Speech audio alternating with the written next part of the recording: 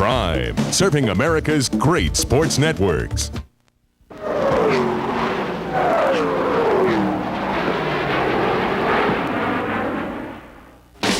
Grand Rapids, Michigan.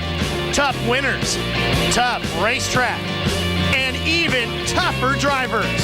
In this neck of the woods, the American Speed Association is where these crazed race fans turn to feed their addiction for high-speed hysteria under the lights on a Saturday night. Wolverine State natives Mike Eddy and Bob Seneker come from different ends of the state, but both lay claim to numerous pages in the record books. Tonight, the civil war between these two continues. It's an absolutely packed grandstand here in Grand Rapids, Michigan, as the American Speed Association has brought the AC-Delco Challenge Series back to Berlin Raceway for the second time in 1996. The weather at 73 degrees, absolutely picture perfect for great ASA stock car racing here just off of Lake Michigan. The crowd is packed and ready to go, and so are we as we get set to bring you live ASA racing right here on Prime. Hi, everybody. I'm Ralph Sheen, and Jim Trado joins me once again with these crazed Michigan race fans as we get set for 300 laps of racing here on this tremendous half mile. Now, Jim, every time we come here, these locals go absolutely nutty for the regional drivers. Fittingly enough, Mike Eddy and Bob Seneca have raced each of the 28 races run under the ASA banner here at Berlin Raceway. Mike Eddy wins 11 races. Bob Seneca has 7 wins to his credit right here at this racetrack. Johnny Benson, fellow Michigan driver Butch Miller, and Harold Fair all have won here at Berlin Raceway. Now, as you would expect after hearing all that, the front row is once again here at Berlin made up of Michigan natives. So let's introduce you now to the third member of our broadcasting crew, Dave Burns, who's going to introduce you to those two. Well, thanks, Ralph. One of the things about racing in Michigan is that nearly everyone has an opinion about Mike Eddy. Now, we're going to ask this capacity crowd here tonight what they think of the 7-time ASA champ. Hey, folks, what if Mike Eddy sitting on the pole tonight comes home a winner? What are you going to say? Kind of some mixed reviews. Mike, we always hear the boos, but we heard a lot of cheers as well. What do you think about this crowd here in Michigan? Friend or foe? I love them. I hear that it gives you 2/10 when you hear the boos. What do you say? Well, we'll never know that, I guess.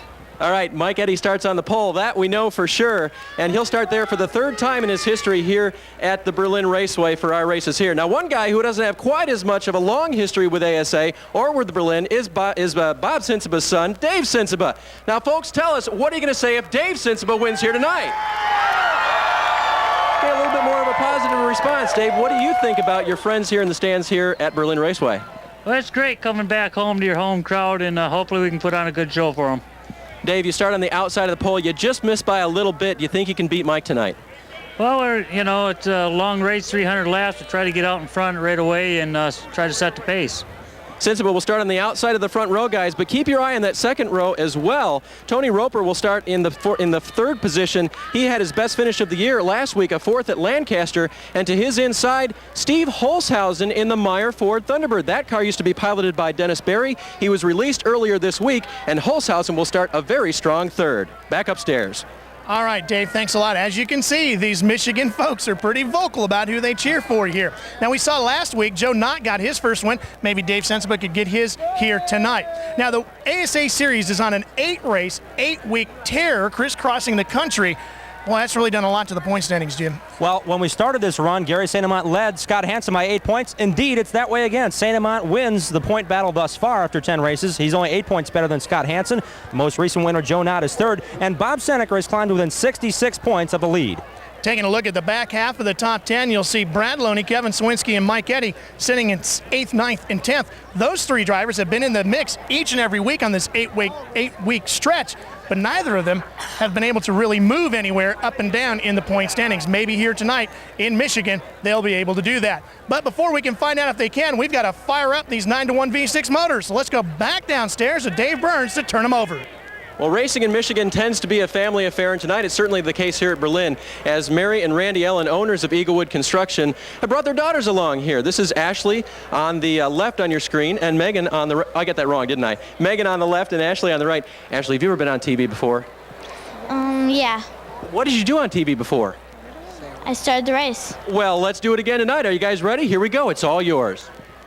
Drivers, start your engines. Go, Brandon!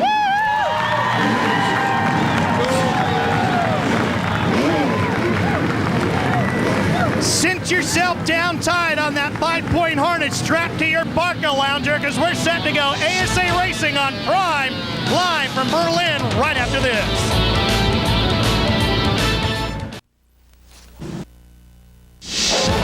The AC-Delco Challenge Series on Prime is brought to you in part by Win Oil Company, makers of quality automotive car care products. Remember, when it's wins, it works. And by your GM Goodrich service dealer. We want your business. Smooth rocket. Well, the sun is pretty much going down as we get the ASA cars circulating around this half-mile Berlin Raceway here in Grand Rapids, Michigan. 300 laps of racing. 34 cars have made the field here. Let's take you to the grid now and show you who is where. On the front row, of course, Mike Eddy, Dave Sensiba, right behind them as you've already met him. Steve Holzhausen and Tony Roper. Holzhausen in that new car this week. In row 3, we find Bob Seneca with 7 wins here, and local favorite Joe Bush, who's outside pole here back in June. Scott Hansen in second in points, and Harold Fair in row 4 on the outside.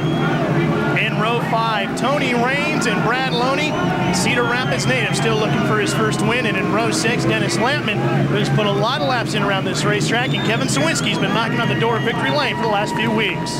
Back to the 13th starting spot, Rick Beebe in the 23 car this week. Gary St. Amant outside of row 7, qualified 14th. He's kind of been stuck in that rut, either on the pole or back in midfield. Mike Miller and Bill Baird file in row 8. Back in row 9, you find Joe Knott, the driver who got his first win in his ASA career last week at Lancaster Speedway in Buffalo. Ted Smokestad Super American car, still looking for a win. Ed Cooper, the first time we've seen him back with the tour in quite a while. Bob Dorsowitz, one of his better qualifying runs. Starting 21st will be Tom Jones outside. Second in the rookie points, Jack Landis in the older Ford.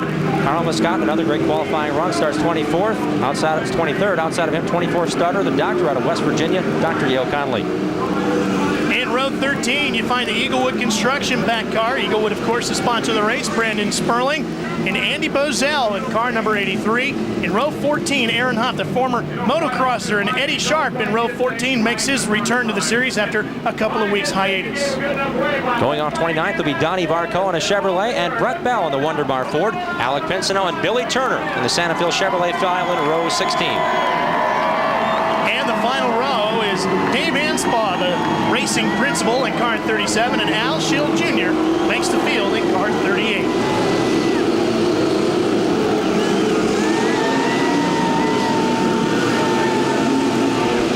There's a look at Mike Eddy as the graphic of the grid moves away, and the front row should really be a barn burner here. The thing that's really interesting in talking to Mike Eddy about his setups for race cars, he says, I asked him, Mike, you found something to put the car in the pole this week? Same setup I ran last week, same setup I ran the week before that, and before that, and before that. He's one of those drivers that has the same setup and he adapts to the racetrack. Doesn't do a lot of changes. He comes in with a flat track setup, he calls it, and then he adjusts from there. Well, this half mile in Grand Rapids is a little bit different. It's just a little short, actually, of a half mile. Everybody calls it that. The turn's not too steeply banked, Jim. Very unique racetrack, though, because the turns are not perfectly oval. It's quite a tricky line. Diamond off turns 3 and 4. In 1 and 2, you have to get on the bottom and on the gas early to curve up onto that backstretch. No wall in the backstretch. We saw a preliminary event. The car went off there, so we'll keep our eye on the backstretch for you tonight as well. Well, they're coming to the green flag off at turn 4. The Eaglewood 300 set to go live on Prime with the American Speed Association.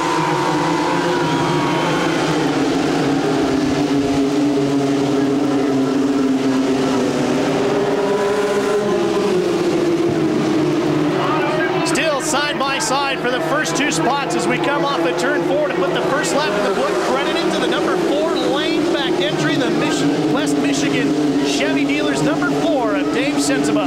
And Sensiba did say he wanted to lead early. He'll snatch it away from Mike Eddy going into turn number 1. Holzhausen has settled into 3rd. Tony Roper is 4th. Joe Bush trying to hang on to 5th with Seneca on the inside. Behind them come Harold Fair, Scott Hansen, Tony Raines, Kevin Sawinski, Brad Loney, Dennis Lampman, and Gary St. Amant, the point leader. Hansen made some adjustments just prior to the race, so during the qualifying race, he had the shocks and springs looked over. We'll see if his setup works early on here. 300 laps here around. We're looking at about 3 pit stops from what I hear. Of course, under yellow flag conditions, you cannot change but 2 tires on the car. Most of the drivers in that first stop will change right side tires and then try to get lefts on, and maybe one more set of rights on that third and final stop as the night progresses. There's the battle between Kevin Sawinski and Harold Fair. That's a fight just inside the top 10. 7th and 8th, and it looks like Sawinski on the outside. The rookie, believe it or not, has many laps here in ARTCO competition. Yeah, he's a rookie, the Brown & Sharp Chevrolet. He'll go around Harold Fair, who won this event in 1989. That's Scott Hansen's number 53 right behind them. There you see Tony Raines and the blue machine of Brad Loney behind him. That rounds out your top 10. Let's keep an eye on the lines going into turns 3 and 4. You see Sawinski drifting up. Harold Fair takes a lower stance off of turn 4. There's passing room down there, way down by the yellow line. That will be used tonight.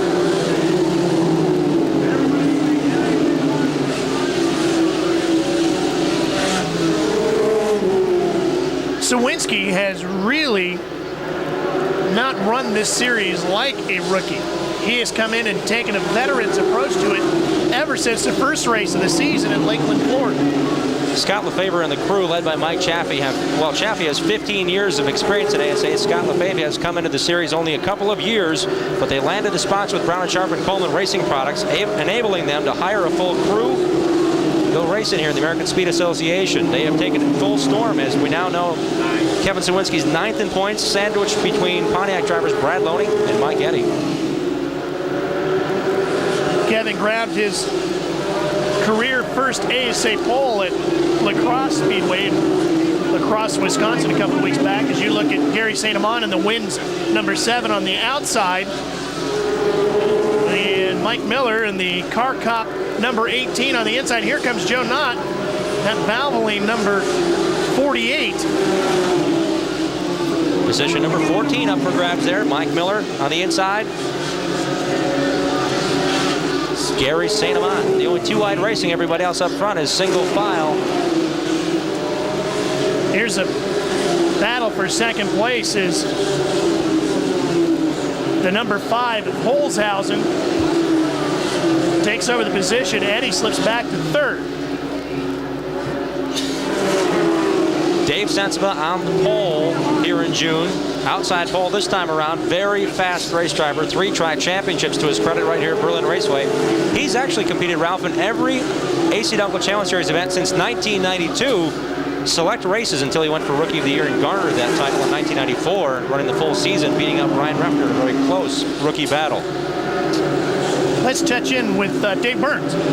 Well, Tony Roper told me before they raced tonight that one of the toughest things at Berlin is seeing out the front of your car. Now, not because there's a low windshield ratio there. It's Tony's going to go around the outside of Mike Eddy now and take over that third position. But Tony will have to look outside his window net rather than where he'd like to look, which is right at his A-pillar, which is that pillar that goes from the hood up to the roof.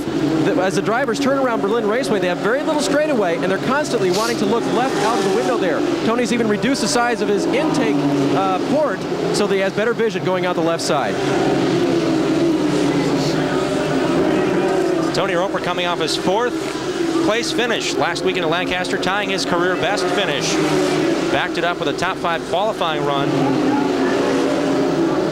You see Billy Turner and Al Schill Jr., the Wisconsin short track driver, in his first ASA start, making way for the leaders here. 17 laps already in here on this very quick small half.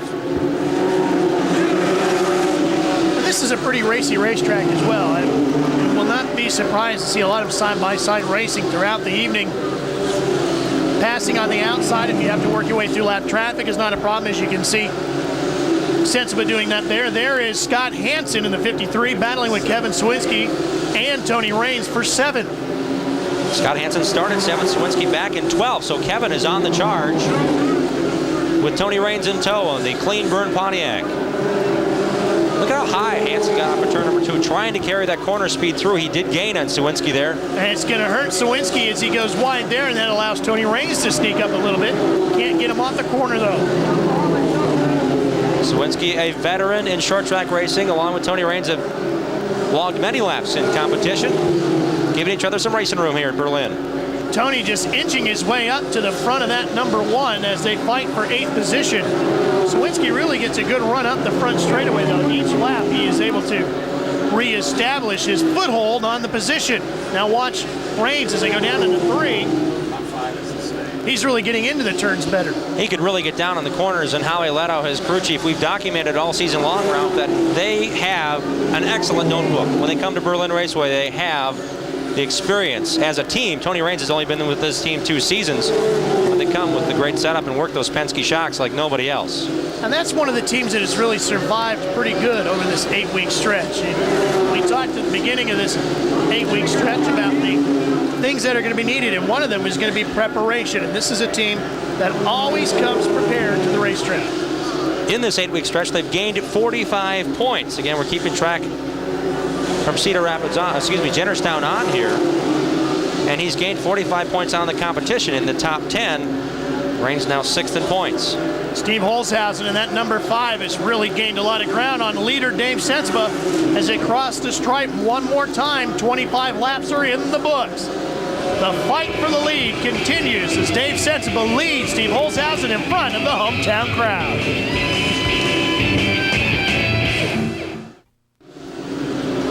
Some of the big ASA fans here in the Grand Rapids, Michigan area enjoying AC-Delco Challenge Series action live from Berlin Raceway. Nothing really changed since we went away to break.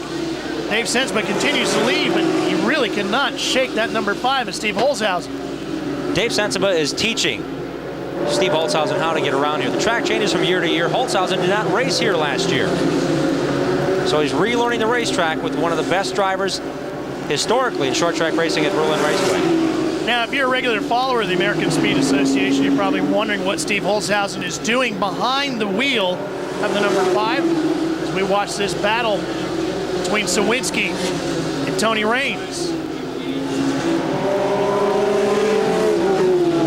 That's the battle for 8th. Sawinski now has it. Scott Hansen has broken free of these guys and has a straightaway over them. So Sawinski tries to maintain 8th position. Raines is kind of stuck there behind him, and right ahead of them is the Bluebird, Bob Seneker. Seneker started 5th. Now he's back in the 7th position and losing ground as this pair will close in now on the Bluebird.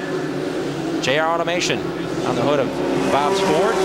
You can see Tony fighting the wheel. There's a good look at that Bluebird, that number 84. Let's take a look back up front to our leaders as they get set to put a lap on Jack Landis, and they'll try to do the same to Eddie Sharp in that black and yellow number 50 just in front of them. Getting back to the story about the number 5 car, Holzhausen has another ride which he usually competes in. Dennis Berry was released from the Finetti Motorsports number 5 just this past week. Holzhausen was tabbed as a replacement driver for the rest of the season. So Holzhausen brought his car down with him. This is the flaming green monster, yeah? That's it. Yeah. Painted the exterior. The interior is still the Holzhausen purple that we've seen the last few weeks. I am told from the crew that at the next race, which is from Anderson, Indiana, which you will see as well live here on Prime, that they will have Finetti's motor and Finetti's transmission in the car, which they feel is better than what they have right now. And Eddie Sharp in the 50 doing everything he can do to keep from going down a lap.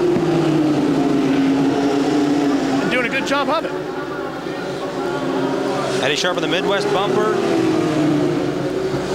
Laverne Truck Equipment, number 50, trying to scrape together enough money to go racing. Has a little bit of a bobble there. The leader's now going to the inside of the North Carolina driver. Yeah, that's going to cost Eddie right there. Eddie's searching for money, had to take a couple of weeks off. Had a fine second place effort at IRP in the bag, and it went away at the end when he cut a tire down. And lap traffic from Bob Dorsowitz is going to make things interesting. As you can see now that Mike Eddy has closed right back up onto the backside of Holzhausen. And Mike Eddy's bringing along another pupil on this racetrack, Tony Roper. Child Stars Chevrolet has stayed behind the 7-time ASA champion. Watch the 3 wide again with Eddie Sharp on the black and yellow on the inside. Yale Connolly in the 3 and Dave Sensiba. How wide do you think Yale Connolly's eyeballs got on this pass? Going into turn 3, the trouble spot, they say on this racetrack. Great driving by all those drivers. Keep off of each other and make the passes cleanly. Dave Anspaugh going down a lap now as they go to the inside or outside of him. And Mike Eddy closes in on Steve Holzhausen. Holzhausen with this new team should really be a terror next week. Holzhausen getting his first win in ASA racing at Anderson, completing all 400 laps around that quarter-mile high-banked racetrack from the #1 position, led it from green to checker. Holzhausen has Toby Noodleman and Danny Stillman of Brander Car Chassis helping him out in the Meyer Food Stores Tony's Pizza Ford. Very solid team. Stillman was a crew chief for Scott Hansen, builds chassis. Toby Noodleman has always been Holzhausen's wrench. Those guys have it together. Joe Beamish has also come over from the Finetti crew, so they've got quite a stellar lineup. Well, Bob Seneker started this race up pretty far. And right now, Seneker is drifting backwards. Bob started 5th on the field. Right now, he's not inside the top 10. Back in 16th position as he fights with Joe Knott. Dave, any idea what's wrong with Bob Seneker? Ralph, they really seem unconcerned down here. Talked with the crew chief just a moment ago, and that's John DeCook, and he said it's just a little bit loose. So right now they're just kind of biding their time. Leaders are coming up behind him, though, pretty quick. Well, that's the key. You don't want to go a lap down. We saw Mike Miller last week go 3 laps down and fight his way back. And we've seen Bob Seneker have huge brake problems. But just when we thought he was done for the day, he comes back and ends up winning the race. He had brake problems 2 races in a row and had real good finishes. Second last week at Lancaster. You just never know with the Bluebird.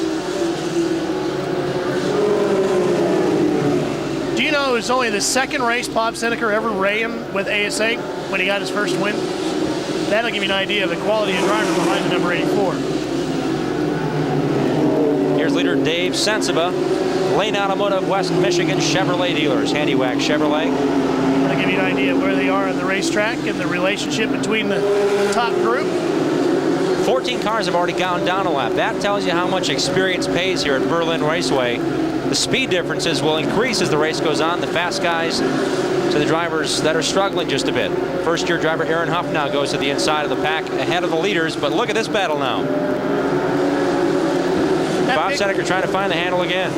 Here's an idea. There's Seneker going across the line, and you'll see how far back Dave Sensiba is. There he is. He's coming. I'll give you an idea how long Bob has before he gets lapped. Mike Eddy has worked around Steve Holzhausen. He now is in second.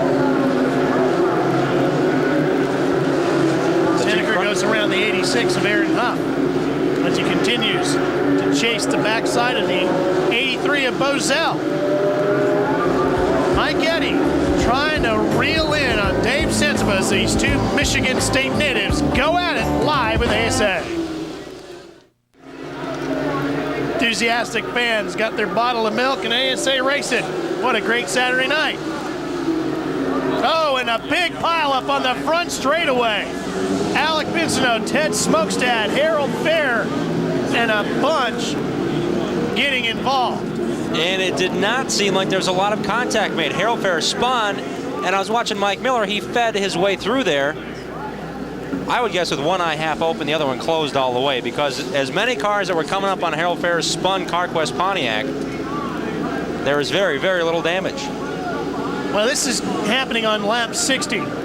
Pace car will come out, and just in front of Dave Sensiba, who made it through all right.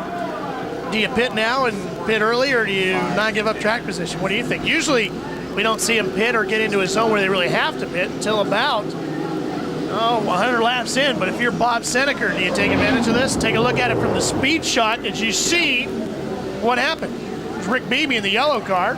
And there's Alec Pinsino to the middle of the racetrack and Dave Onspot, 2 cars that were going a little bit slower than the rest of them. And everybody got on the binders for... great job for the spotters to catch that. Spinning Alec Pinsino. Gary St. Amant will lead the guys who want to get a pit stop. I would think Bob Seneker would come in as well. He drifted well back in the field. Seneker is on the bottom.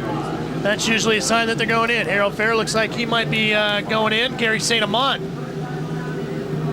Tom Jones, Harold Fair, Kevin Sawinski, Mike Garvey, Joe Knott, Bob Seneker, and Jack Landis all head for pit road. That's the damage of the incident. Let's get down to Dave Burns is in Bob Seneker's pit. There's the Bluebird going up on. Yep, Seneca pulls it in. They're going to go to both rear tires there. Hopefully make that thing a little bit tighter going around here. And Seneca with a very clean pit stop. Right in front of him, Harold Fair, who was involved in the incident, gets out a bit quicker, but Seneca gets that much needed first break. And in talking to some of the guys about when they were planning on coming in, I saw a lot of guys who said as soon as possible. Well, that's interesting. So, Bob Seneca going with the difference in the stagger, changing the 2 rear tires. Sensiba, Eddie, Holzhausen, Roper, and Hansen up front. Stay with us. Right down there is just in front of that AC-Delco truck is where pit road is. And it was a busy thing just a few moments ago. It was a whole bunch of the big name drivers, including point leader Gary St. Amant, all went down pit road. Think anybody sitting near those two? There's a lot of fans here that boo him. I think we should call Mike Eddy the Boo Bird. And Bob Seneca got a lot of cheers here. He's always been known as the Bluebird. You know, as you take a look at Mike right there in that Goodwrench Service number 88 Pontiac, you heard Mike in his interview with Dave, pretty short on words. And no matter what Mike says about whether or not it gives him 2/10, I guarantee you it drives him even harder to get that win, to get that extra couple of tenths in qualifying. It sure worked here today as he was able to do it. You see 54 career wins, 7 ASA championships. Who knows how many poles for that guy. He is definitely one of the best when it comes to ASA racing. Bob Seneca, however, is the winningest driver on the tour with 82.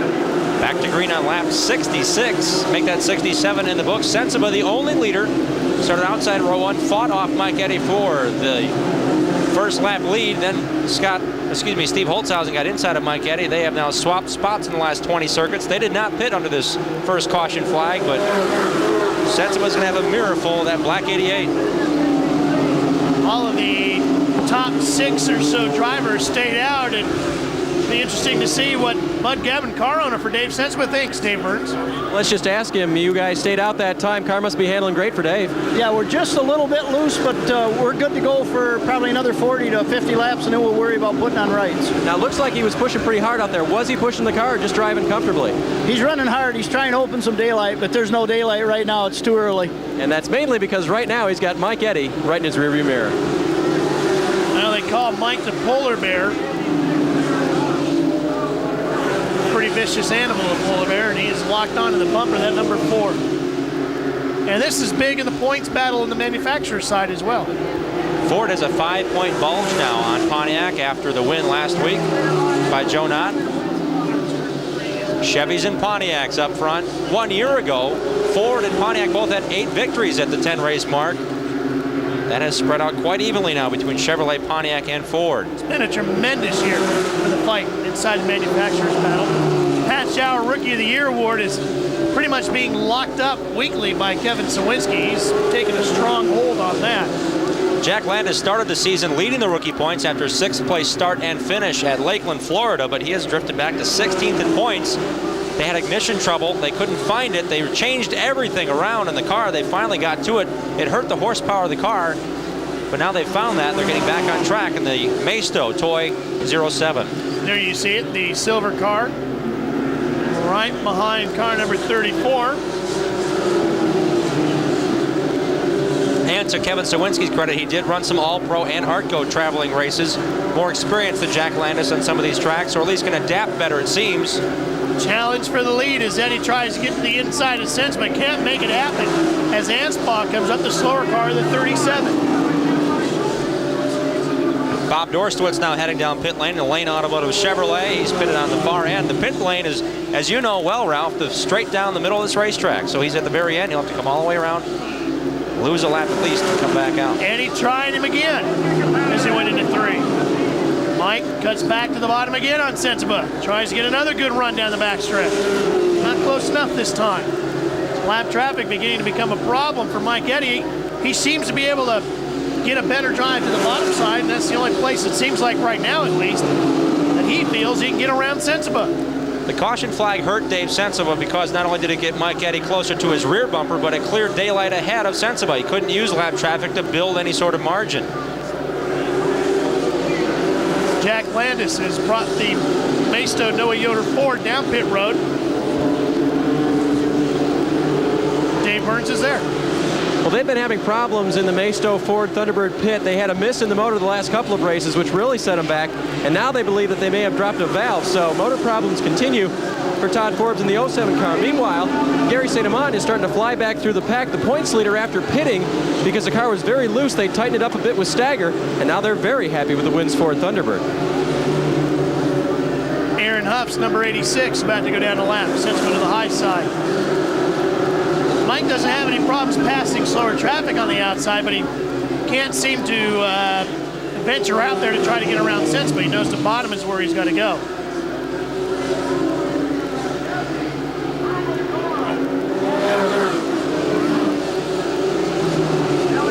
When Dave Sensible went out and qualified, the crowd went nuts. Just missing the pole speed. His first lap was quicker than 2, and Mike Eddy had already qualified. Mike is really able to run on the bottom as they come through 1 and 2. That's giving him a good run down that back stretch. Look how low he is there. Right on that yellow line. Oh, a little loose as they came off the front end. Dancing around on him a little bit that time. The top 9 drivers elected to pit. On lap 62, Gary St. Amant among those drivers. He's now running 10th. He came in and pitted. The top 9 cars again did not pit, so we'll see how St. Amant can slice and dice if we stay green. The next lap car that they're going to deal with is Alec Pinsino. Actually, it'll be Jack Landis now as he comes back out of pit road.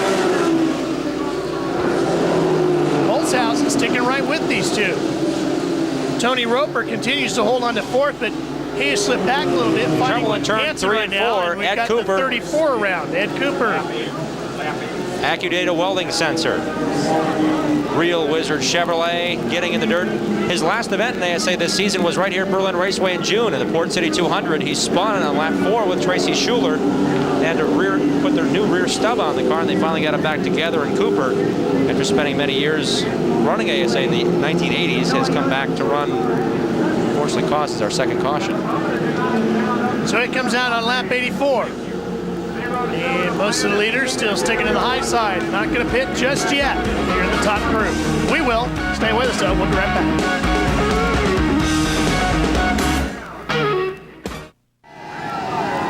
A handful of the top runners did pit during this yellow to entertain the crowd. Tony Raines, Holzhausen, Brad Loney, Bob Seneker, Mike Miller, Sawinski, Harold Fair. However, the top group all stayed out. Tony Raines gained a position. Excuse me, Ralph. Tony Raines gained a position on that pit stop. He was waiting at the end of pit lane, and the 5-car of Holzhausen, he had melding those 2 crews together. Steve Holzhausen's Rice Lake Motorsports team and the Don Finetti team working in unison. A little bit slower on that stop, but Raines had a great stop. Sensiba, Eddy, Roper, and Hansen all stayed out. Surprised Scott Hansen stayed out. He must feel it's comfortable enough. And in the Port City 200 run here back in June, on the June 17th, I believe it was, Hansen stayed out, and Dave Sensible was the fastest car on the racetrack, and he pitted late, unfortunately due to a cut tire. But they all mentioned how important track position is later in the race here at Berlin, because it does get so hard to pass later in the race when the track gets all heated up and a little bit greasy. See Aaron Huff and Bill Baird coming out of pit road as well now. Ralph, do you think these drivers are going for one stop? They're staying out after 2 cautions, lap 89 of 300. Well, we're still short of that 100-lap mark. I don't, you could go 150 laps here. Certainly on fuel. Yep. And tires can usually go, especially in a night race like this. This racetrack is not known for being in a very abrasive surface, as such as some of the places we go to. And we're not having the track problems like we had last week in Lancaster and Buffalo. So I think you can get 150 laps of wear out of your tires. It might be something to talk to some of the crew chiefs about. Maybe we can get Dave Burns loose down in pit road and see what he can find out from some of the top crew. Of course, ASA Racing continues live on Prime Network next week. Leitner Chevrolet 400 from Anderson, Indiana. That is the home track for ASA. You'll be able to see that live right here on Prime Saturday night, August 17th, 9 p.m. Eastern Time, 8 Central. That is one of the wildest racetracks you'll find anywhere. If you love short track stock car racing, boy, that is a home run for you right there. A high banked, and I do mean high banked quarter mile. And the racetrack itself is part of a massive festival atmosphere. Anderson, the city, turns out for a parade. Each of the starting field cars are pulled through a parade by tractors. They have custom cars going through the parade. They have a golf outing and breakfast on the day before the event. And Ralph, Dave Burns, and I are going to whack some balls around, make some divots in that Anderson golf tournament, and try to win us some merchandise, if you know what I mean. Well, okay, we're going to go for fun. Maybe we'll get last or something. I don't know. Let's check in on that Bob Seneker story with Dave Burns. Well, we're going to stay with it all evening because chances are that near the end of tonight's 300 lapper, Bob Seneker is going to be near the front. They came in a few laps ago on the previous caution and changed the rear tires, and then they had the right rear tire grow on them. The bleeder valve not working quite correctly, and the tire grew to a size which was just a little bit too much more than they wanted, made the car tough to handle, so they came in and changed right side tires this time. As John DeCook said, they're just kind of chasing it now. They're very confident that they can have Bob hooked up and ready to go near the end of the race. All right, thank you, Dave. As we go back to green.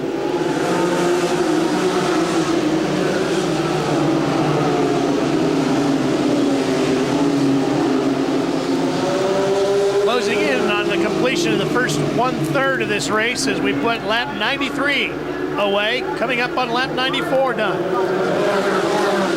The 4 drivers at the head of the field are the front 4 runners. They have not pitted as of yet. Scott Hansen started 7th, advanced 2 positions, and through pit stops has now worked into 4th. Leaders Dave Sensiba, again, the outside pole sitter, took the lead from Mike Eddy on the start, and it's been a Michigan duel up front. Holzhausen entertained the idea for a while, running 2nd. But the Bangor, Wisconsin driver drifted back and then came into pit, so he's well back in the field. And Joe Bush in the number 14 runs in 5th. Bush has track championships here at Berlin Raceway, and he started outside pole in the Bud Gevin wins Pontiac. Bud Gevin owns 3, or at least houses 3 cars that are in this race tonight. The leader, Dave Sensiba, Joe Bush, who has many laps here as well. 2nd ASA start this season. In this car, he's running right there with Hansen. There's a fight for 6th with Tony Raines and Holzhausen. Now, of course, this can all shift as we come close to lap 198 laps going in the book as they cross the line this time. But look at this fight continue for 6th as Holzhausen takes the spot away from Raines. Make that 11th. But now remember, we've got to see that lead group of cars, the top 5, still have to pit. So these guys who are watching right here are all going to shift up to the front if they all die for the pits here. As lap 100 will be down next time across the line. And in the American Speed Association, it mandates you have to pit at least once during an event. There can be no more than 2 tires changed on a pit stop. Most likely here, if these drivers do go 1 pit stop, Ralph, I would guess they go right side tires and fuel. Well, here goes Mike Eddy to the bottom. He's been trying it in turn 3 all night. He makes it in turn 1. Now can he make it stick? Right alongside of him with 100 laps in the book, and we go side by side for the lead. These guys are going to do a handful of laps side by side before they settle this one. Mike Eddy and Butch Miller were in the similar circumstance in the closing laps of a race here at Berlin, going 3 wide through lap traffic, a very classic finish back in 1994. Mike's car is just a little loose down on that inside yellow line. You saw it when he went down through 3 and 4. That front end wiggled a little bit, but he stays in the gas and stays with Sensiba. That's Tony 3 Roper. laps, side by side like that for the lead. And now they come up on slower traffic. Joe Bush has worked around Scott Hansen for 4th. Tony Roper now right behind the leaders in 3rd, black 10. So Dave Sensiba has weathered another storm. I don't think he likes the cloud pattern, though, because Mike Eddy's not done yet. Mike is not about to go away. As Gary St. Amant fights with the 23 of Rick Beebe for 7th, along with Dennis Lampman, who's involved in that, the Gentle Giant in the number 9. Really Dennis qualified 11th and won this race in 1993. He knows how to get around here. Only one of 2 drivers not from the state of Michigan to win here. Jay Sauter the other in 1992.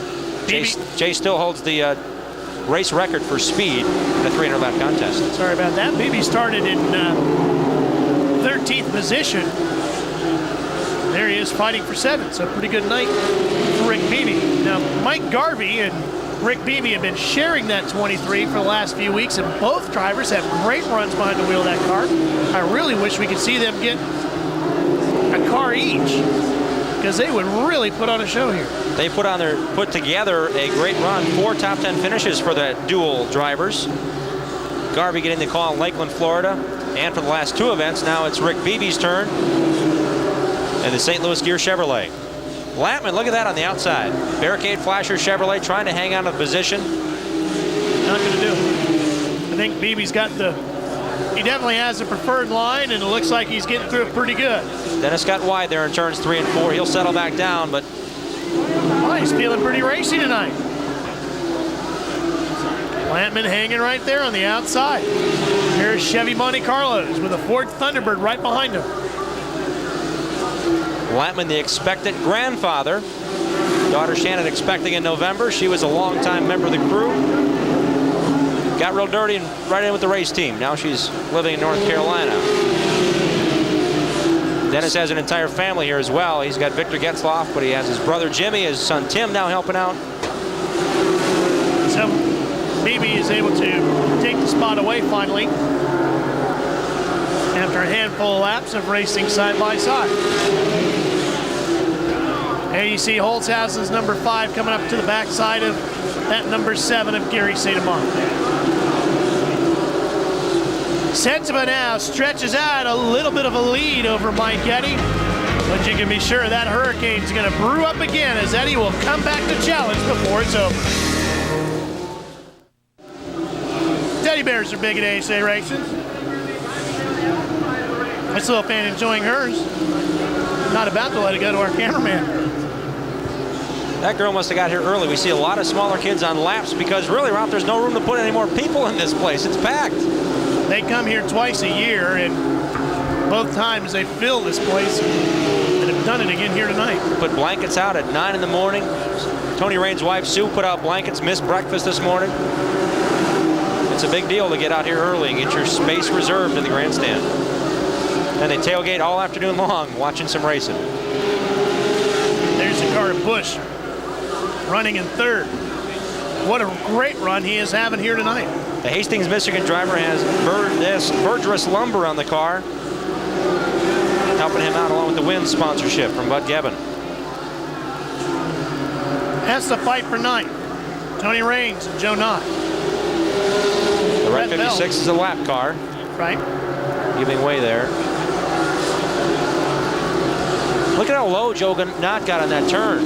I'm really surprised to see him down there, Jim, because talking to Chris Bradley, his crew chief, earlier, they were fighting an incredibly bad loose condition with this car. I said, what, loose coming off the turn? He goes, no, loose going in, loose in the middle, and loose coming off. It was really not good. The car now is working to the liking. Yeah, nice. Really able to stick to the bottom. Joe Knott did a great job in holding off Bob Seneca and Bill Baird last week at Buffalo, New York at Lancaster Speedway to get his first ever ASA win. Al Schill Jr. is kicking up some dust in turns 1 and 2. And we'll go yellow for that incident. He had an engine miss earlier, trying to get some laps in the Amsoil there he Pontiac. Is. Number 38 on the inside of the racetrack. Schill will climb out after blowing a motor. A team based out of Chicago, Schill, a Wisconsin driver. Greg Cirrus, the car owner in the G&G Motorsports Pontiac. Trying to put a limited run together here and maybe more races for Schill in '97. Well, unfortunately for him, it was limited tonight.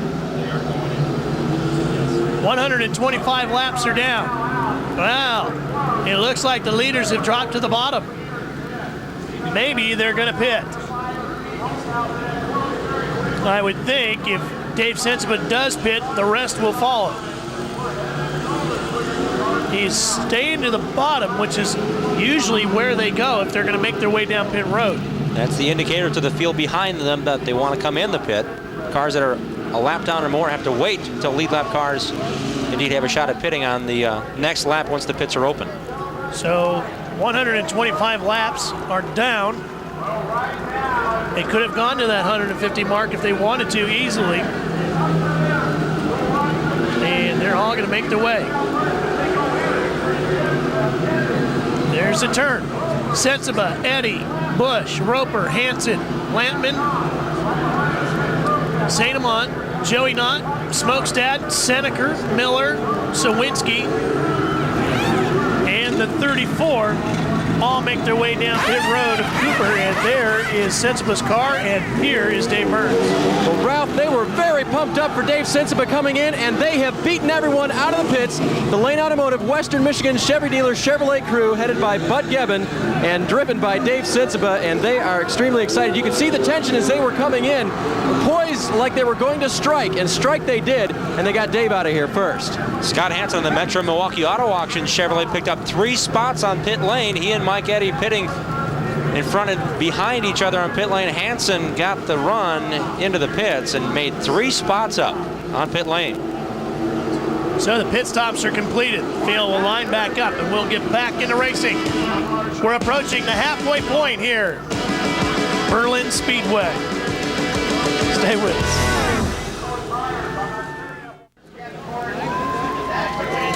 Some of the packed crowd here at Berlin Raceway. See the lady right there in the center in the t-shirt or the sweatshirt there? That's Johnny Benson's mom.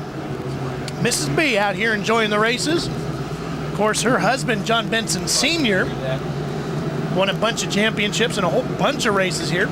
Boy, and he was outstanding in super late models and super modifieds. Yeah. When Benson climbed in those cars, they said, "You're a stock car driver. What are you doing, man?" Came to Oswego and won a lot of races when he had the chance to drive one. Of course, Johnny Benson Jr. won track championships here and then came on to be ASA's Pat Schauer Rookie of the Year award winner 1 year, and then winning the championship, moving on to the Busch Series and now into the Cup Series.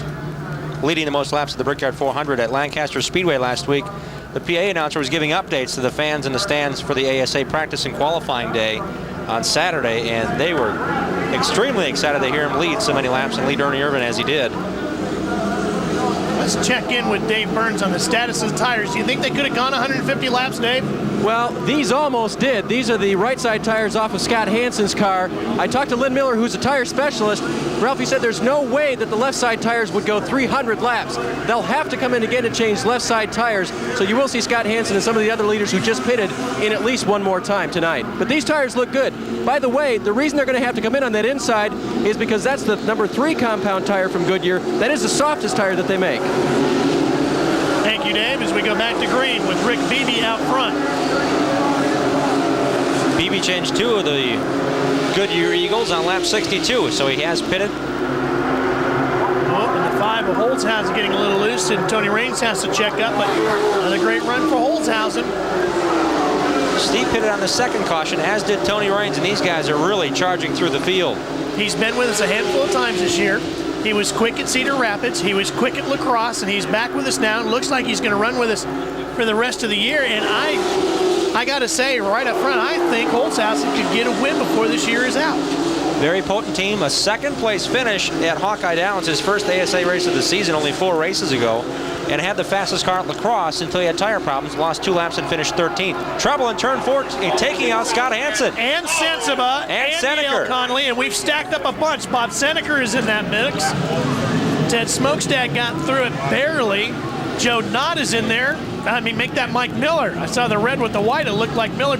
Billy Turner's 58. There's Smokestad. The Super America car pulls away. Damage to the rear. Sensiba went head on into one of the cars. There's Hansen. He's got damage to the front. Look at Dennis Lampman. Well, Dennis Lampman's car coming down the front stretch already has the front clip removed, and he's dog tracking it down the track. They can barely get that thing to turn. There's Sensiba. Look at the damage to that car. The race leader led all the laps early on in this one. And Bob Seneker is stuck in the grass. They get him pushed away. And Sensiba had led all 126 laps up to the caution that we just went through. There's Seneker now getting pushed out after his crew ran out in the infield area there to push him away. Boy, this one got the crowd to its feet, didn't it? Wow, and you see how it's stacked up there. Turn 3, coming in there, you carry a lot of speed, you aim for the fence, and at one point you aim for the flag stand. That's how quick it diamonds off up there, and it really closed up in a hurry for a lot of the good drivers. A lot of the experienced teams here will have their work cut out for them to try to finish this one. We mentioned the 8-week stretch run. Now we see Mike Miller for the second week have some problems. Something to take note of, Mike Eddy is onto the bottom as you look at Sensible. It looks like Eddy's going to go for the pits. He's going to take on left side tires now, and I bet you they might try to make a run to the checkers. Mike Eddy likes nothing better than to win. And now he goes to the inside there. This is happening. They'll be entering pit road with 137 laps in the books. So if that's what he wants to do, that ought to be enough to get him to the checkers. There's Sensiba. Dave, what's the story? Well, Sensiba's car looks pretty bad from the outside. They're working on the fiberglass body panels. The front does have some damage in it. It looks like it's moved back to the radiator. So they're going to go inside there and see if Dave has any problems that are going to cause overheating later on tonight. They're working hard and they're grabbing a few things. Meanwhile, Scott Hansen is doing the same thing. They're pulling away a lot of body panels on the front of his car. When these guys get out of here, they're going to look like Eastern Modifieds. Well, Dave will have to go back out and then try to come back around and try to keep himself from going as many laps down as he can. What a shame, because that crew had done such a great job on that pit stop to get them right into this thing, and here's how it happened. Sensiba coming back through after his first pit stop, and Yale Conley, they get together. Conley's car spins first. Hansen slides up the racetrack. Mike Eddy clears the bottom. Here comes the second bunch, though, trying to avoid. Boy, wow. Gary St. Amant just got through there. So as Sensiba came down the racetrack, that's when Ted Smokestead and Bob Seneker were involved, and St. Amant did a great job. He has some dirt experience, and I think it paid off right there, cranking it to the left and gassing it. Here's another look at it. That's Yale Conley right in front. Tough to tell from that angle if Dave got up into him or if Conley drifted down. But look how he's facing the field. There's Billy Turner, head-on collision there in the silver Santa Fe Chevrolet. Mike Miller nowhere to go. Bob Seneker was down on the grass at that time. Heavy impact. Yale Conley and Billy Turner getting the worst of that deal. Sensiba makes another left turn down pit road, as does Eddie Sharp. There's Hansen, torn up number 53. He's headed for pit road as well, once again. Well, we got some more work to do as they continue to clean up the racetrack over in turn 3. Mrs. Benson right there, shaking her head. Good race though, huh, Mrs. B?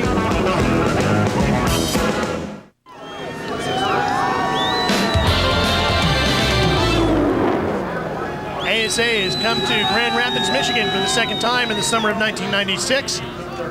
That's the view from the grandstands as everybody is watching the activity down in pit road.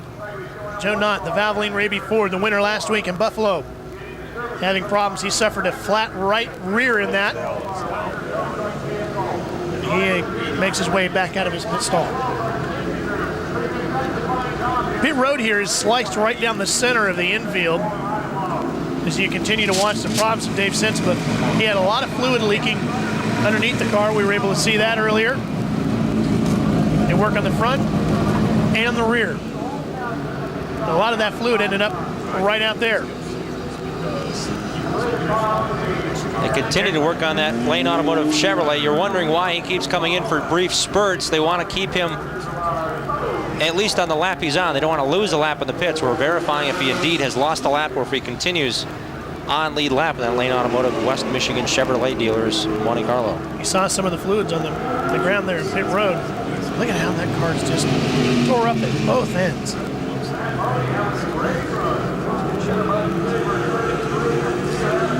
Ford Dave Sensiba came in here looking for his first ever ASA win. He's come close before, came real close at Toledo. The 1994 Pat Schauer Rookie of the Year. He started second here tonight. Looked to be a contender. The crew gave him the best pit stop we've seen tonight, possibly all year. Now, he's stuck with this. So Sensiba continues to climb up to the pace car. That's the indicator. He can get as close to the pace car, cannot pass him to get back in the pit area. And there's Mike Miller also doing the same thing. This is the car that he wrecked at Lancaster. It was cosmetic damage. They rebolted or took off the right front suspension parts.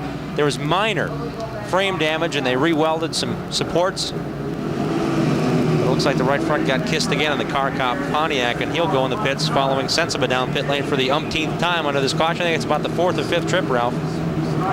Yeah, it has been rough. Now, we should tell you that a lot of the other drivers did get through there and are in good shape to contend for the win now. Rick Beebe, Steve Holzhausen, Brad Loney, point leader Gary St. Amant. Sawinski is in this. Mike Eddy has gotten through. Tony Raines is unscathed, as is Tony Roper. There's Rick Beebe leading for the 2nd time this season. His 2nd race, he led a bunch of laps at I-70, his home track, and now at what some of these ASA drivers say is the most difficult racetrack to get a handle on. He's leading quite handily on the restarts. Dave Burns. Well, Ralph, some of those leaders who are now in the back, who might include Tony Raines, Joe Bush, Mike Eddy, and Tony Roper, as you surmised earlier, they came in and quickly put on 2 other fresh tires to kind of get a fresh 4 from all the cautions that we've had here.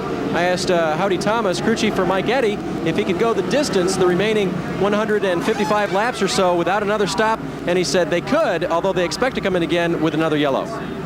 Okay, Dave, 145 laps are down. All these laps under yellow will affect that decision as well. Dave Sensiba now officially listed, 1 lap down. Stay with us. ASA's official starter, Roger Slack, just threw the green flag, and we're back at it here at Berlin. Beebe out in front, Holzhausen, Loney, St. Amant, Sawinski, and Harold Fair. Harold Fair is actually a lap down. The rest running for position. Harold spun earlier in the 3rd caution. Make that the first caution of the afternoon when Alec Pinsino, his car owner, got around on lap 60. There's been 4 cautions. All the drivers have pitted at least once now at lap 152 of the 300 lapper here at Berlin Raceway. Leaders get some slower traffic in front of them. Brad Loney in that blue with the yellow number 33. The Munsaver Flex Steel H&W backed entry is on a record pace for most races without a DNF. He has the record now, 35 in a row, passed up the late Alan Kowicki in that statistic. 35 races completed. His last race he did not finish was August of 1994 at Anderson. I really thought this 8-week stretch might trip him up as well.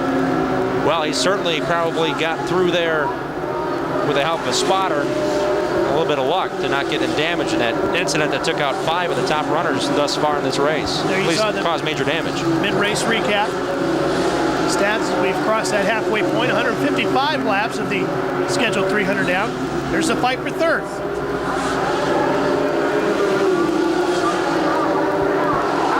Sawinski in that brown and sharp number 1.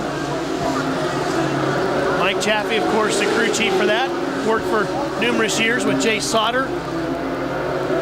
Jay has moved over to the Truck Series now. That team has not really skipped a beat at all, have they? It's a new owner and a new organization, but Mike Chaffee is the nucleus, and he's been able, along with Scott Lefebvre and some very key team personnel, to put together a great program of maintenance and really fielding a top-notch, winning-capable car each week. It's not as if they're out to lunch at a given racetrack, as it may happen throughout the year to certain drivers. He's been fast every race, starting at Lakeland, Florida, the season opener back in February. Ted Smokestad Super America car has had some problems tonight, Dave Burns. Well, he was one of the guys that was faring the best in this 8-week stretch up until now, and he got involved in that incident out there. Ted, give us your perspective on what happened out there. Well, Dave, we've been running really great the last 4 weeks. The Super America Pontiac has, and the team's really come together. And unfortunately, the last few weeks we've been running at some tracks where there just isn't a lot of room for lap traffic, and I can sympathize because last year I was lap traffic quite often, but it's so important to keep the car down when you're off the pace, and the guys are letting the cars get up, and unfortunately the guys that are racing for the lead are losing their patience with them, and a couple guys have gotten turned around already tonight. It's unfortunate. Like I said, the Super America Pontiac has been running just dynamite. The car felt really good tonight, and we were really hoping to be there at the end, and the guys are really working hard. Hopefully we'll get that car back out before the end of the night. Now they've gone from the superficial and they're really hammering on it now. What problems are they having underneath there? Well, I got hit in the right rear and it actually tore the trailing arm mount right off of the frame, so they're going to have to re-weld the bracket back onto the frame here and realign the rear end, and hopefully we'll get back out and just turn some laps. We're 12th in points. Hopefully we can keep that Super America car up a little more toward the front. Guys, he's inching closer and closer to that top 10. This is the kind of thing that might put him there by season's end. All those points, so very, very important. As you watch the fight for second, or third, continuing here. Rick Beebe is still listed as a leader with Holzhausen trying to get to the inside. Here he comes. Steve Holzhausen. Oh, and they both drift up a little bit. No major contact in that skirmish. That does allow Beebe to reestablish the point. Holzhausen will have to drop back and set up another attack. Steve Holzhausen is one of the smoothest drivers on the circuit. It's not blowing smoke up you know where, but he is running smooth. He's respected by his fellow competitors. They all want to see him run here weekly. Now he has his chance, taking over the Don Finetti ride, and his team, Motorsports of Rice Lake, is still very involved, so he did not jump rides. They kind of melded them together.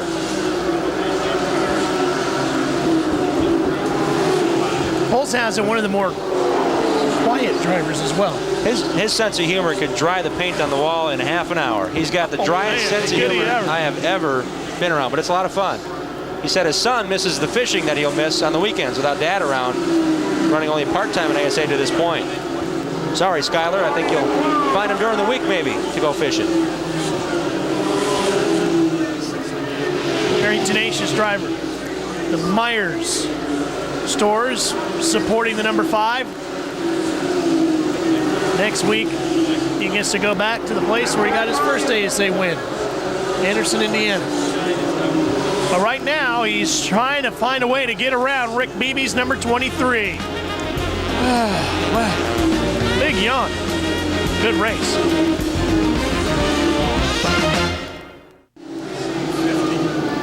We are back to live American Speed Association racing from Berlin Raceway outside of Grand Rapids, Michigan. The leader is that yellow number 23. As you switch back to the battle for 4th, Gary St. Amant, the number 7, the wins Ford Thunderbird. Kevin Sawinski, the Brown and Sharp Chevy Monte Carlo number 1, and that clean burn Pontiac number 87 of Tony Raines. Raines finally making the pass. These drivers have been battling all race long, 176 laps into it. I don't think they've been separated more than 4 positions, these two Wisconsin drivers. Raines in Milwaukee now, and Sawinski, born in Wisconsin, living now in Minnesota near the Lefebvre team shop. Kevin said that winning that pole at La Crosse really gave this crew the mental boost, morale-wise, they needed. Now they feel like they belong competing at the top of the ASA fields. Amazing to see what happens if they get a win. And that battle for the lead now really heating up again. Here comes Holzhausen to the bottom side once again. This is where he was quick in 3 and 4.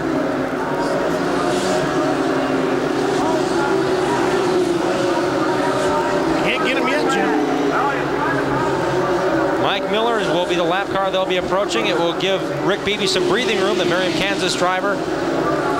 Running the Danny Hodges Motorsports Chevrolet right to the bottom of the racetrack. They'll catch Mike. He's not that far off the pace considering the superficial damage he has there. Holzhausen running as an R&D car for Rander Chassis. Not really a factory effort, but an R&D effort. They are currently trying a bunch of things on that number 5 that Rander plans on incorporating into their chassis for 97. Ted Smokestad has brought the Super America car back out onto the racetrack. Scott Hansen had problems last race. He finished 16 laps off the pace, but seeing how slow Smokestad is going, he is going to do it for points. Hansen could have lost a lot more points. He finished 23rd last week. Trails Gary St. Laurent by 8 points, but it could have been a whole lot worse if he didn't go back out and make those laps.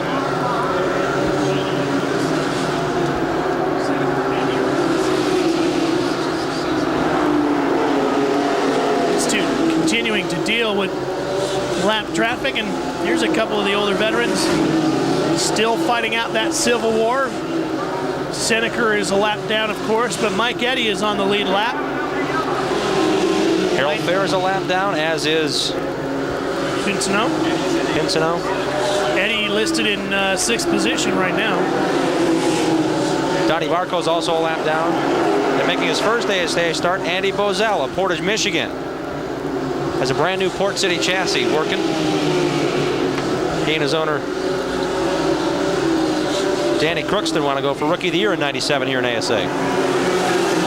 There's Tony Roper trying to find a way to get around the 80. That slower car there is really holding him up.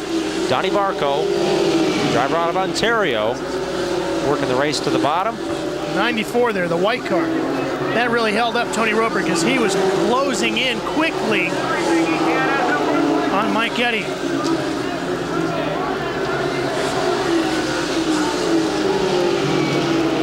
Here's a good look at Roper's Child's Tire car. A lot of big names have come through the ranks of ASA with Child's Tire blazing across their rear quarter panel, including Rusty Wallace. Kenny Wallace, when he was running ASA for Rookie of the Year, had Child's Tire on his car. John Child's longtime supporter.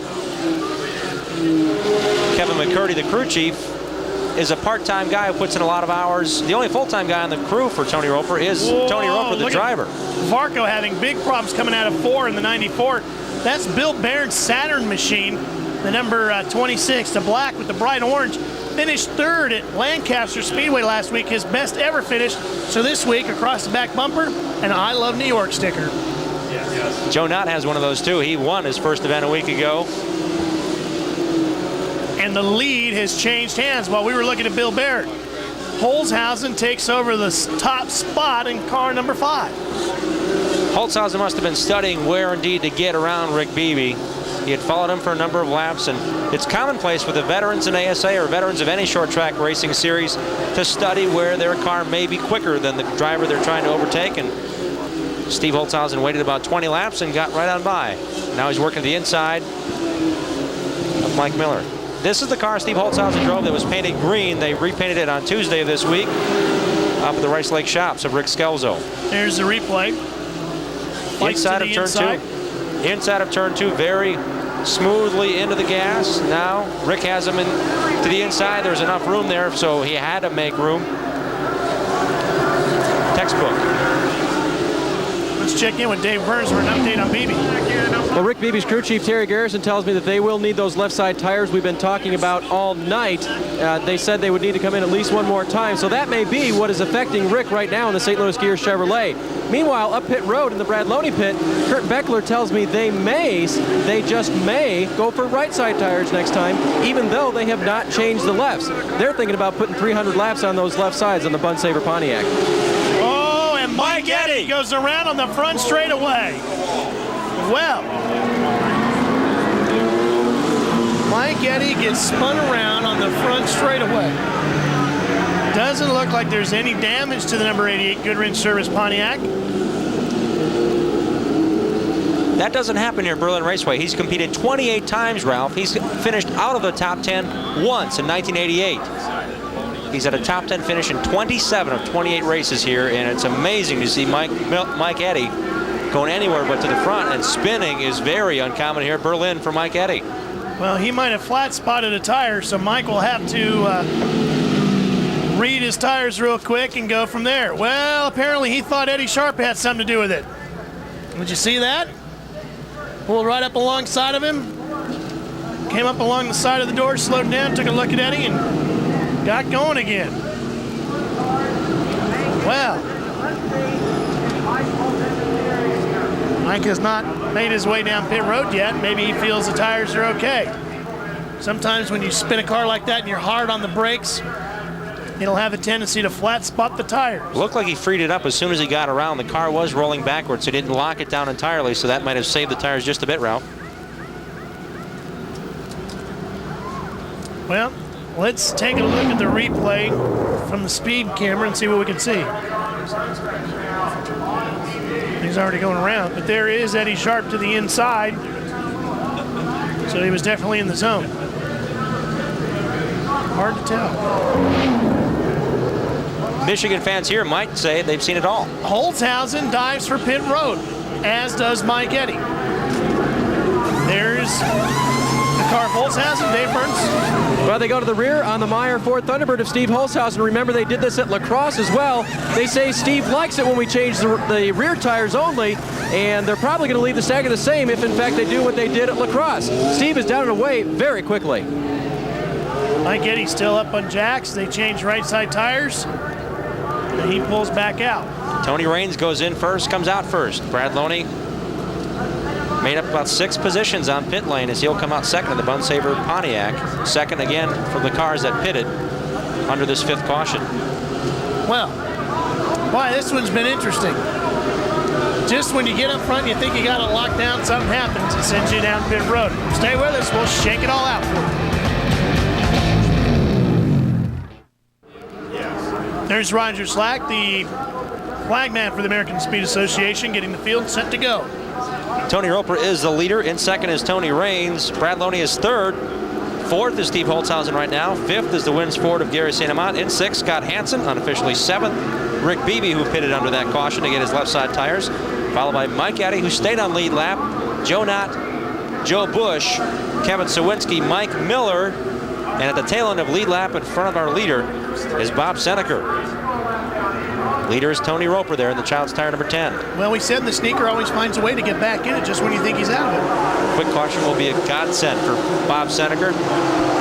Had problems early on with his stagger. Came in and changed rear tires under the first caution. And has been fighting to stay on lead lap since. And he got involved in an altercation that involved not only himself, but Ted Smokestad, Billy Turner, Yale Conley. Early race leader Dave Sensiva and Dennis Lampman. Lampman continues to stay on pit lane. Well, Roper's probably in the best shape right now. He's kind of out front by himself. I know he'd like to catch Bob Seneker and put him back a lap down. That is the battle for second right there with Tony Roper in the 87 and the blue and yellow number 33 of Brad Loney and Tony Raines. Donnie Marco in the 94 listed 14th, 1 lap down. Then Andy Bozell in 15th, 16th, Dave Sensible 1 lap down, and 17th, 1 lap down is Harold Fair. So Raines and Loney have got another car between them and Roper, Bill Baer. Angela Montgomery, the Pontiac Motorsports, must be smiling. She'll be staying on through October now before making the change to Cleveland. She got word this week she'll be chasing these ASA cars again with the Pontiac banner.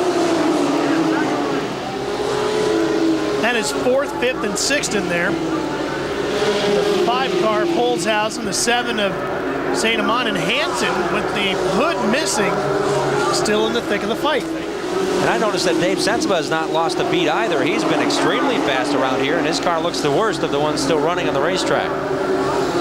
Both those cars involved in that lap 134 incident, Albert, turns 3 and 4. There's Rick Beebe. 23 is caught up. He's involved in that fight with Hansen as well. That's all going on just outside the top 5. And Bush, the 14, just behind Joe Knott. Those two fighting for about 8th and 9th position inside the top 10.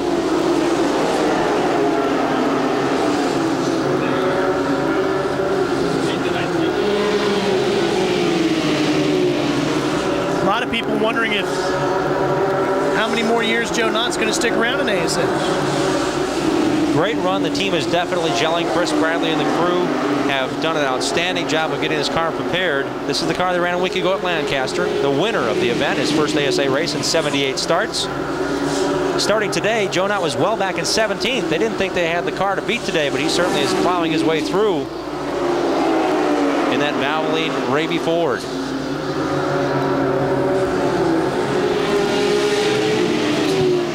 Joe Bush, a driver that has run some ASA shows here, I believe 6 starts, including a start at Columbus Motor Speedway earlier this year for Bud Gevin and the Wins Pontiac. Very strong run for Bush today. Verdurous Lumber, Win Oil Company, H&H Metal Source Pontiac to get it all correct.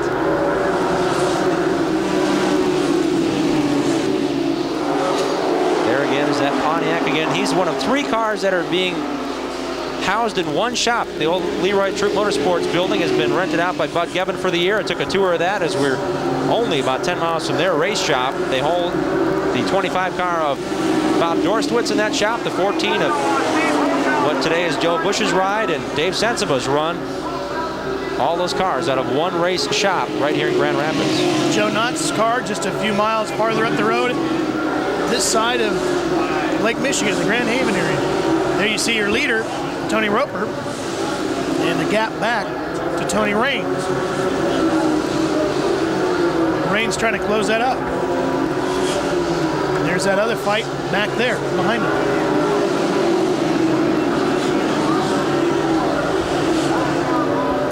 Holzhausen still fighting with Loney.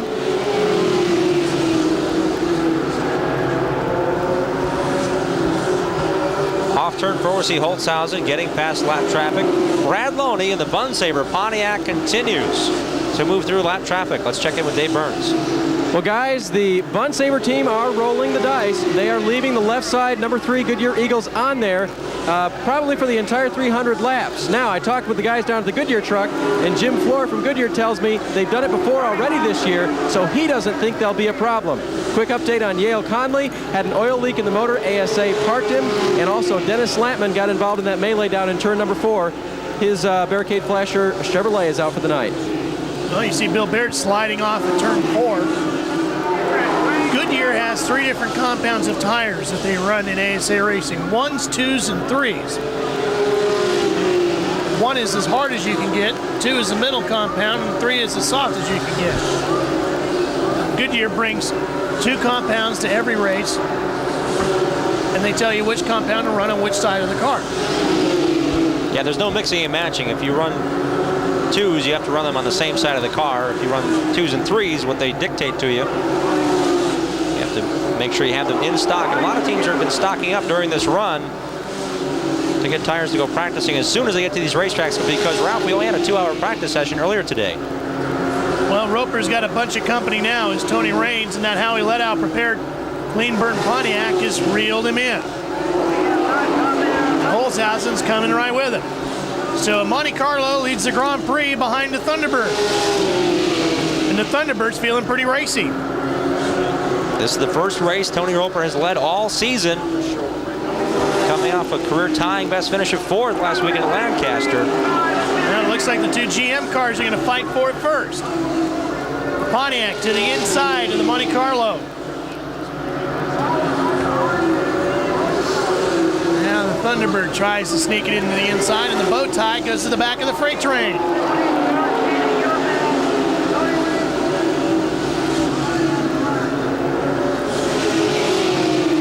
But that manufacturer's chase is not going to light up at all over this 8-week run.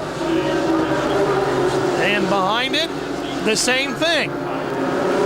Pontiac and a Ford going at it once again. 4th place up for grabs here with Gary St. Amant of Columbus, Ohio on the inside. Cedar Rapids, Iowa driver Brad Loney to the outside. Brad Loney has gotten awful close to getting his first ever career win a handful of times in the last 2 years. In the fight for the lead. The Myers, number 5 of Holzhausen. Oh, he's got him. You see, he pushed Raines up. Raines could not get through the turn that well there. And Tony Raines has to settle for 2nd at this point.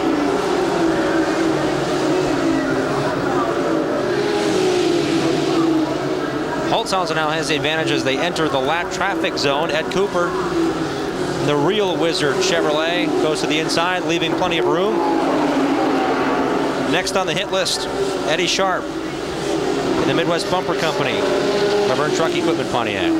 And Bob Seneca, by the way, continues to stay on the lead lap. The little one enjoying her first ASA race.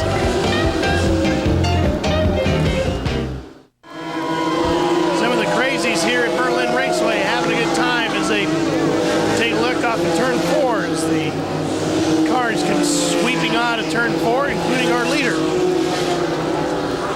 Right there, Steve Holzhausen. Behind him, a fight for 6th. Between the 33 of Brad Loney.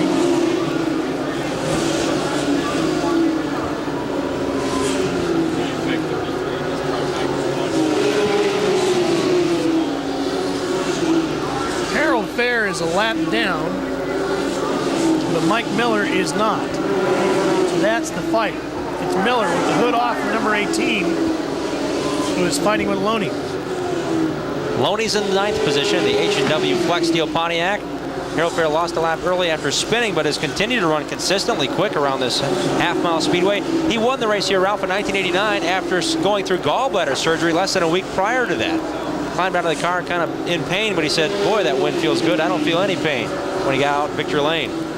Now there is the fight for 6th between Rick Beebe's 23 and Joe Naughton 48. 240 laps in the books. Fortunate for Rick Beebe, this is a car that they did not run at Lancaster, so not only do they have 2 drivers to share this ride, they're one of the ASA teams that have 2 race cars, so they will be able to freshen them and give them a rest race to race. Drivers like Dennis Latman and Yale Conley and those guys will have their work cut out for them this week to get it back together for Anderson with a 1-car operation. Especially a team like Mike Miller has to tow all the way from here back to Atlanta, Georgia, make the repairs, and then tow all the way back up to Anderson, Indiana. They do have a 3-car stable, but you're right, Ralph, to get it just right, it takes a lot of time traveling from Atlanta back and forth. Eddie Sharp just in front of them as they continue to fight for 6th.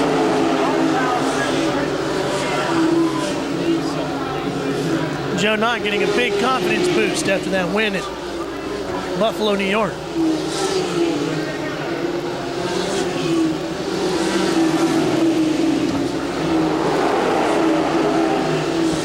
This is a good 2-groove racetrack. The problem is, Jim, is that all that slower traffic is spaced out to the point where you can never really take advantage of the bottom groove to do any racing for the lead or for change of position. What I think is thrilling to watch, though, is how the leaders or the cars that have stayed on lead lap with 55 laps to go, how quickly they knife their way through and get down to the bottom or stay high and sweep through the turns.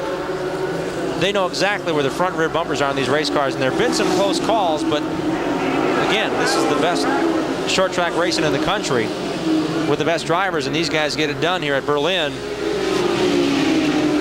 Rick Beebe, Joe Knott in 6th and 7th, working now to the inside of the Wunderbar dispensing Ford of Brett Bell.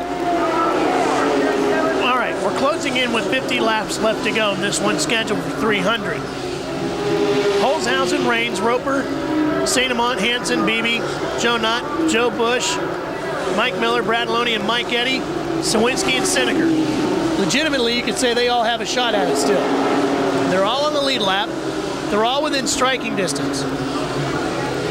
50 laps to go. If we get another yellow, do you think you take on tires, or do you not give up track position and try to hang on? The last time some of the lead lap cars came in was lap 197, which would mean you have 103 laps on potentially 4 worn out tires, depending how quickly they want to run through here. Here's a good look at trying to make a pass. Joe Knott does so for a hair, then has to lift as Tom Jones shows up. There's another lap car. You see they got some clean racetrack in front of them. If not, can get the job done. They're in position battle 6 and 7. Ahead of them is 5th place car of Scott Hansen. He's about 20 car lengths ahead of this battle. Is not again way to the apron. May have the run this time, Ralph. Well, he will be credited with the position at the end of that lap, but can he make it stick? He's got to get up and in front of Beebe, and Beebe is not going to give him a whole lane. Whoa, they drift that time. Now they got to deal with the 83 car. That's Bozell. I don't know. 3 wide on the backstretch. It's been done a couple of times today. This would be the... Well, Bozell drift up high, and that didn't help Joe Knott at all. Bozell in his first ASA start of Kalamazoo Speedway champion. And the DeBrew Chevrolet now making way for the lead lap cars. Yeah, that really ended the bid there of Joe Knott to take over the position. Let's take it back to our leader. Show you where he's at. There's the number 5, Holzhausen, trying to put Sensibit down a lap, dealing with Loney. So some of those big names about to go down a lap. There's Tony Raines at his 2nd. Let's check in with Dave Burns with more on Tony Roper, or Tony Raines. Actually, Tony Raines and Tony Roper talked with Howie Ledow, and he commented that Steve Holzhausen is just fast. He told Tony Raines, his driver, Tony, we can't do anything more for you in here. You're going to have to ride it out, buddy. Also, Kevin McCurdy, crew chief for Tony Roper, said that Tony Roper is as good as anybody he knows at driving a loose race car, and the car is very loose, but they're going to try to stay out until the end as well. Their thinking is that the track has really loosened up on everybody. They've done every way but Sunday to try to get this thing back together and run a little bit faster, and they cannot do anything more for it. They say the track is really playing loose tonight with the cars. And there's Tony Roper, the Child's Tire Chevy. This is the kind of race, as Brad Loney, by the way, has gone down a lap. This is the kind of race that Holzhausen wins. Every time we've seen him win, he gets out front. When he gets out front, he tends to dominate. As these two continue to go at it. Sixth place again. The focus of the race fans here at Berlin Raceway. Absolutely packed grandstand. Seeing a great race, and Joe Knott, after relocating from Lima, Ohio, scoring his first win last week, gathering fans as he lives in nearby Grand Haven. Runs that red 48 to the bottom. His dad, Ron Knott, his spotter, climbed up the bleachers, all smiles. Still smiling from the win a week ago in Lancaster. Joe is fast enough to get the nose of that Ford out in front. The lap traffic has been holding him up. It's going to be a while before they see any lap traffic. Maybe he can make it stick. He does so. That's what he needed. So Joe Knott lays claim to 6th position in front of Rick Beebe. But everybody is chasing the number 5 of Steve Holzhausen. We're winding it up at Berlin.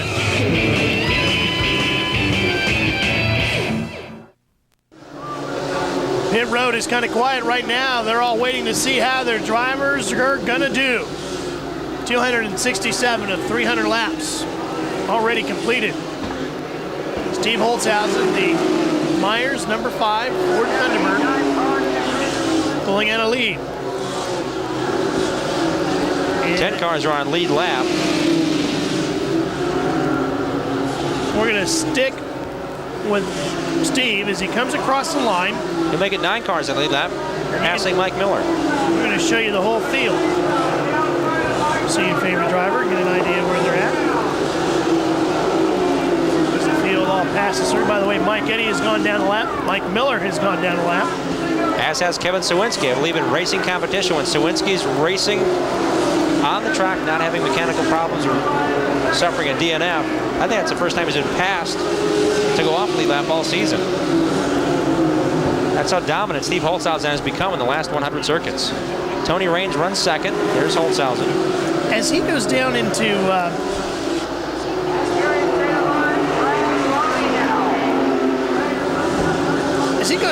turn number 1, watch the back of the car on the right corner. Is he smoking or is it just the lights? See that? Yep. Is that smoke? The Randercar chassis decal is gold reflective, and he's running chrome wheels on the car, so it might be a little of both, Ralph. I don't know if it's anything to be concerned with. I don't see any wear on the right side of his Goodyear Eagle in the right rear.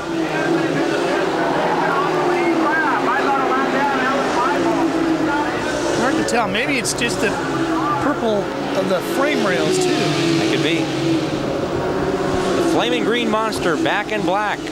Holzhausen drove this car to 2 top 15 place finishes, second at Hawkeye Downs, 13th a couple of weeks ago across his home track. Here's a fight for third. Tony Roper and Gary St. Amant, and Alec Pinsnow in front of them is a lap car. Boy, Tony Roper, the last couple of races, had some pretty good runs. Gary St. Amant doing exactly what he needs to do to win a championship. St. Louis-based crew has the handle on this 8-week stretch run. Maybe they are used to working every week. The blue-collar ethic of the team really shining through here. Roper's third. St. Amant is fourth. That may change here. Give it the back end. Ooh, look at that off of the bottom. St. Amant, I think, is saving something here for the finish. He got a good drive there, and will take over the position. Whoa, and we got problems on the front straightaway with Brett Bell. Looks like 56, and he saves it. Got the right sides in the fence, and that'll bring out our 6th caution. Well, 277 laps are completed of the scheduled 300. We'll find out what the final pit strategy will be as we continue to wind this one down from Grand Rapids. Stay with us.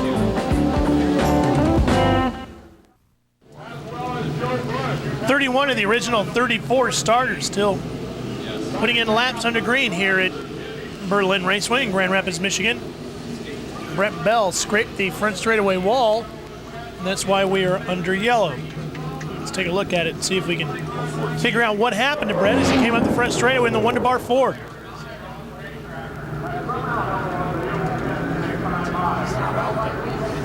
Look for the red car. There he goes. A little high. Kisses the wall.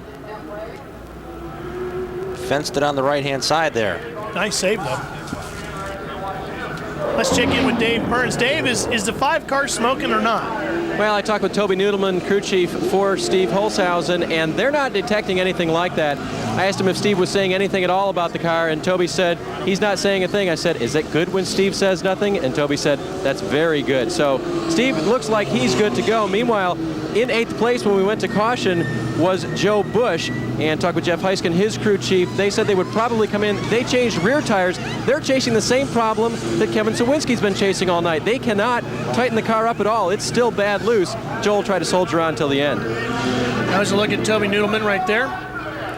280 laps completed. 20 to go when we come back to Grand Rapids, Michigan.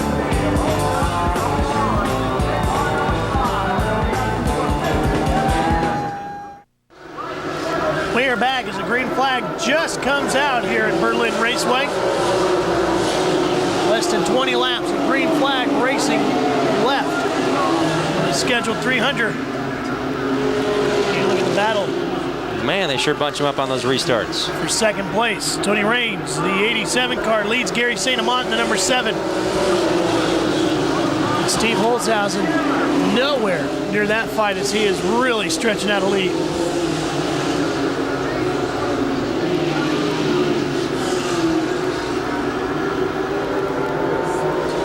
Slower traffic can hurt Raines, but St. Amant can't seem to do anything with him. During that caution, Ralph, Rick Beebe did come in and pit along with the lap cars of Brad Loney and Ed Cooper and Kevin Sawinski. Dave, what's the story? On the Rick Beebe pit, they decided to come in really just to take a chance. They weren't going to lose any positions as far as scoring is concerned. They would lose some valuable track position, but Terry Garrison thinks that Rick Beebe can make that up. So they really didn't lose anything by coming in. They will still be about the same spot that when they came in as when they left. I show them in 9th. So they may have lost a couple of spots. Mike Eddy and Bob Seneca both lapped by Holzhausen in that long green flag segment. Boy, this does not make the rest of the competitors feel good when they know that Holzhausen is dominating like this, and now he's getting ready next week to go to a racetrack where he really shines well at Anderson. It'll be 10 laps to go next time across the line for Holzhausen. 290 now complete. Crew chief for Brett Bell, Dennis Grossnickel, said it's good to see Steve Holzhausen back with this series. He's got the credentials and he's a good driver. We'd like to have him here on a weekly basis. And Dennis Berry, the driver of the 5 car to this race, was struggling just a little bit, and that being a championship car team, I think, Ralph, the team had a lot of internal pressure put on themselves, or it's unfortunate it worked out the way it did, but it's paying off immediately here for Don Finetti and Rick Scalzo as they've combined their efforts with Steve Holzhausen as their new driver. Roper and Hansen battling side by side for 4th. Seneca is right there with them in the 84 car.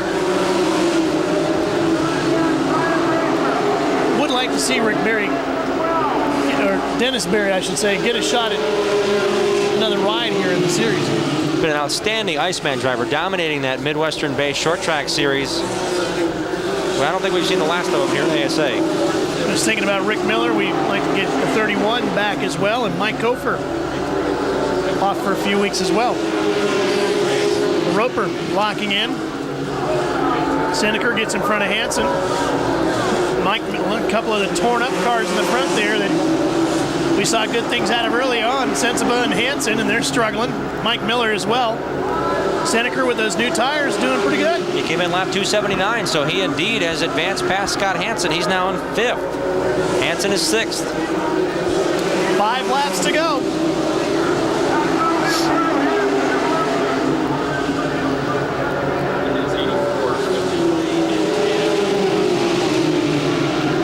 Everybody fighting for those last couple of spots. But nobody able to do anything with the 5 of Steve Holzhausen. Tony Roper now is finding the handle loose on his cars. He's not been able to maintain position. He's drifted back now in the latter half of the top 10. Still side-by-side racing all over the racetrack, though.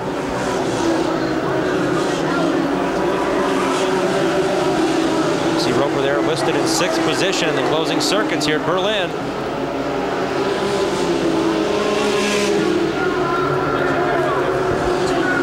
There is your leader. Next time by, he'll see the white flag. Classic domination by Steve Holzhausen here in the closing stages at Berlin. And you're panned back to the fight for second. There it is, Tony Raines all by himself. White flag is out. Final trip down the backstretch for Holzhausen.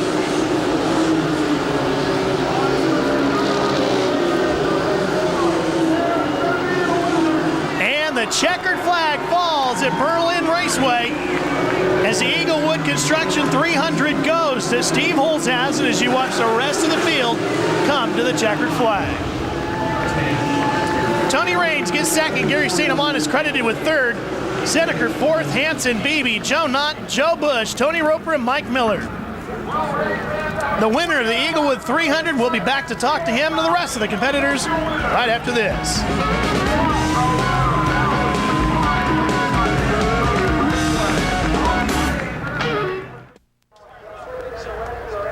Live on Prime, Steve Holzhausen comes back with an exclamation point, putting the 5 car that Brian Refter drove to a championship a year ago, at least that team, owned by Don Finetti, now back in victory lane, and Steve Holzhausen extremely happy. Dave, I know he doesn't smile a whole lot, but he's got to be ear to ear down there. Well, he's kind of doing the hat dance right now, making sure he's got the AC-Delco cap on this time. But man, you ought to be pretty proud to wear a Meyer cap or a Ford cap or a Don Finetti cap this weekend. You come back strong, showing up full time on the circuit now. I'll tell you what, I sure am grateful to Don Finetti and Rick Scalzo for getting together and giving me this chance. This Ford was hot today. I'll tell you what, the Goodyear tires hung right in there. I want to thank Mayor and Red Baron Pizza. Heck of a car. Pit stops are great. Can't believe these guys. We just put them together this week. Great. Steve, guys like Howie Leddow were telling me during the middle of the race, Steve is fast. I mean, why was the car so hooked up tonight? Was it the setup? You don't need much motor here, so you must have had it set up pretty well. I was running about half throttle most of the race. Couldn't use it all. We didn't really change the car from West Salem. We changed the color, and that didn't hurt it. Maybe gave it a little luck. I don't know. Now, how much did you have in the development of this car? How much work did you put into this? We understand it is the purple car underneath, your very own car, and the new Don Finetti colors on the outside, but how much work did you actually put into this ride? Oh, I didn't put much in it myself. No, this is a Rander car chassis, and my crew chief, Toby, went over and helped build the car, and I'll tell you what, it works. It's probably one of the best race cars I've ever driven, and I hope I can drive it the rest of the year. Now, what about, we're going back to a place, Anderson Speedway, where you've had a little bit of success in the past. Are you looking forward to getting back there? Oh, without a doubt. I don't know if we can do the 400 laps again, leading all of them, but I think we got something for them. And Steve, we were speculating that maybe this would mean a little bit less time fishing with Skyler, but are you willing to maybe give up a little bit of that for some wins here this year? Well, I'll tell you what, Skyler, we'll just have to take a day off of work and we'll go fishing, huh, buddy?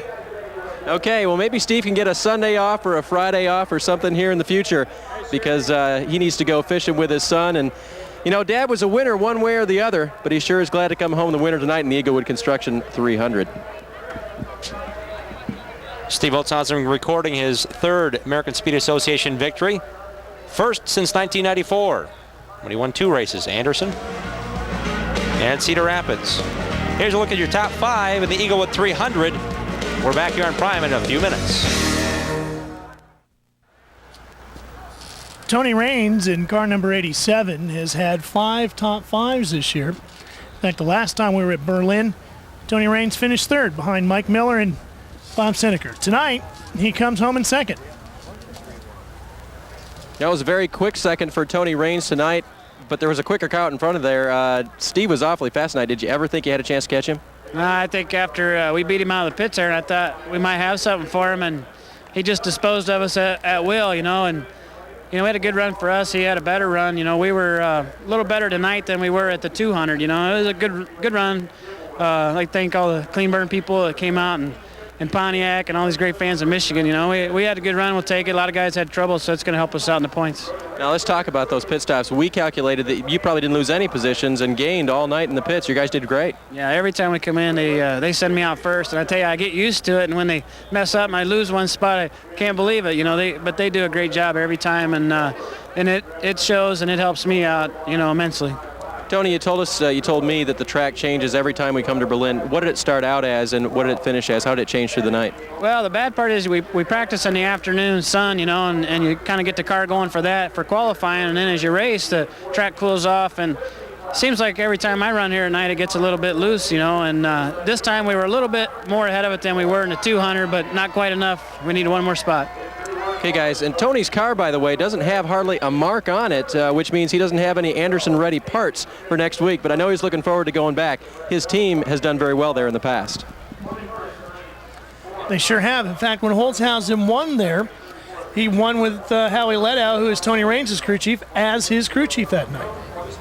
Raines is coming, though, and he said something about the points, but I think that team really is thirsty for a win, and it will come before the season's out. And these guys, the way they're running, the way Howie prepares those cars, it's going to come soon. Well, the third car in that line is Gary St. Amant, the wins Ford, and Dave Burns is already there.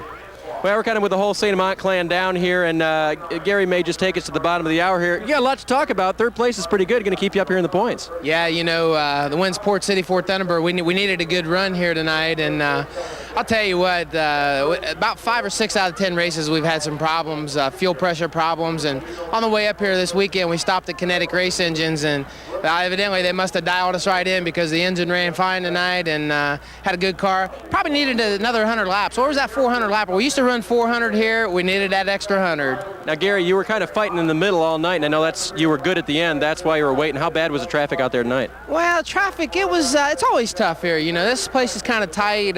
Love this racetrack. This is one of the best racetracks we race at as far as tight, close racing. And, you know, Steve Holzhausen, boy, he was awful hooked up tonight, and good to see him win. You know, that's somebody that's really not in the points hunt there. And, you know, actually we probably got like a second place as far as the point standings go in the race tonight. Exactly. That's not going to hurt you at all in terms of the point standings. What about the remainder of the year? I mean, you guys have had your problems. You mentioned the fuel pickup problem. Have you been thinking about the points now? Have you been talking about strategy to keep you on top toward the end?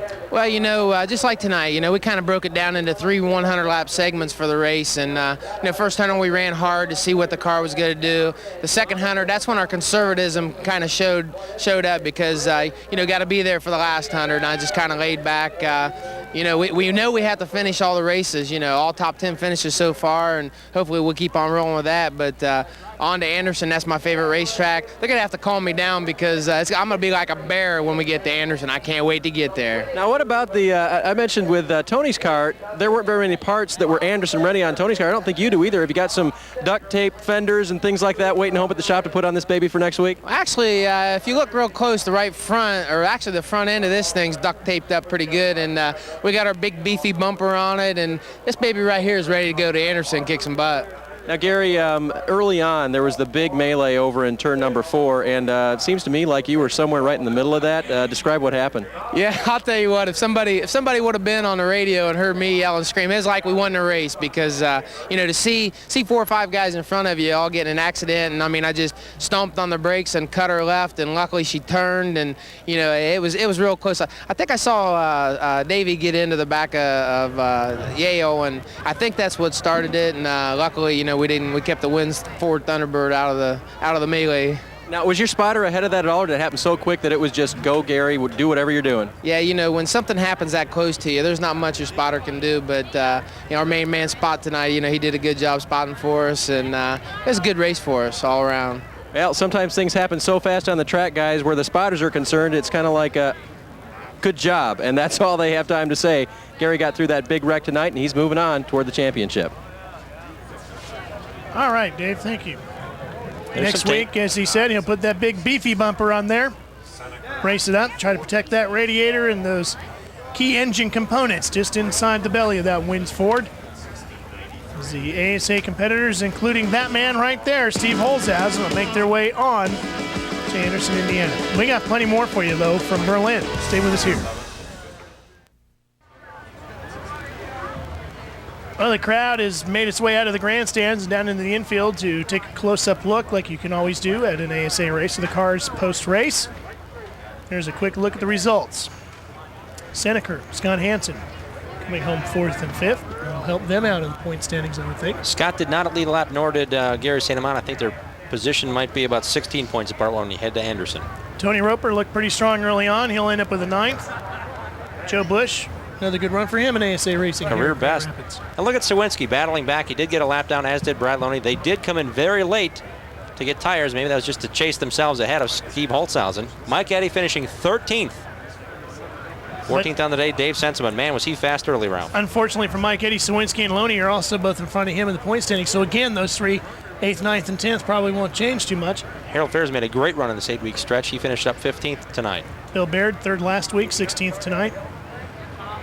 Andy Boesel in his first ASA start. Carl Muscatton pulled out late in the event, unfortunately. Donnie Barco is running top 15 till the closing laps. Alec Pincino, Tom Jones, Ed Cooper, and Brandon Sperling in the Ultra Custom Wheels Pontiac having problems and finished up 25th. Dennis Lampman was pretty fast early on, but he got caught up in a problem. Running in the top 6. Yale Conley caught up in that crash with the other lead cars on lap 134. Those 4 cars not running at the near the completion of the race. Some of those cars in there having problems, including Al Schill. So that wraps up that look at the field. But we do give out our wins-winning move at every race. And this is for a move that doesn't necessarily win you the event, but it does help you finish far up in the field. And I don't think there's anybody better that we could give the wins-winning move to than a hometown hero and Bob Seneker. Had problems early on. Was quick. Went back down a lap. Crew got him back out of the pits. He was able to get at the tail end of the lead lap. Raced hard. Got to the back end of it. Fought his way up to 4th. Great run for Bob Seneker. Again, he pitted on lap 62 there. He got involved in an accident. Came back through strong to finish 4th. So the wins-winning move goes to Bob Seneker, and the sneaker, the Bluebird, the guy with the most wins in ASA racing, stands by with Dave Burns. Well, he's been a winner many, many times, and now he wins the wins many. I can't even say that. The wins-winning move for the great pit work.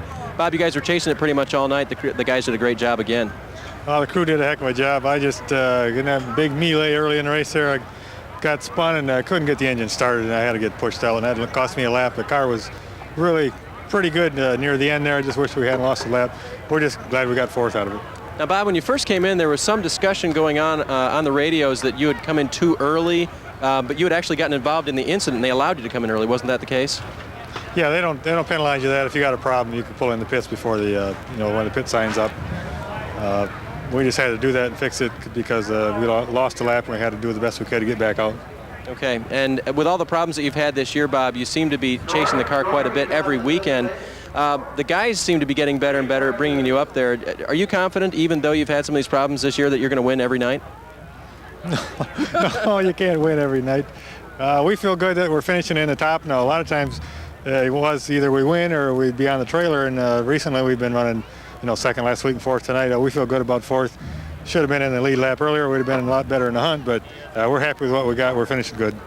Yeah, well, you look like you're going great for the championship by the end of the year here. Let me ask you about next week. We're going to a track half this size. I don't remember. What is your opinion of Anderson Speedway? Well, it changes every year. I'm starting to like that little bowl down there. There's not much room, but it's a fun little racetrack to run. Okay, well, Bob will try to put it up front next week in his quest for a championship here in '96. Lane Automation, or Lane Auto, JR Automation, Mr. Gasket, Mechanics Ware and Ford, all helping Bob Seneker to get deeper into the points chase. Stay with us. We're coming back to Berlin.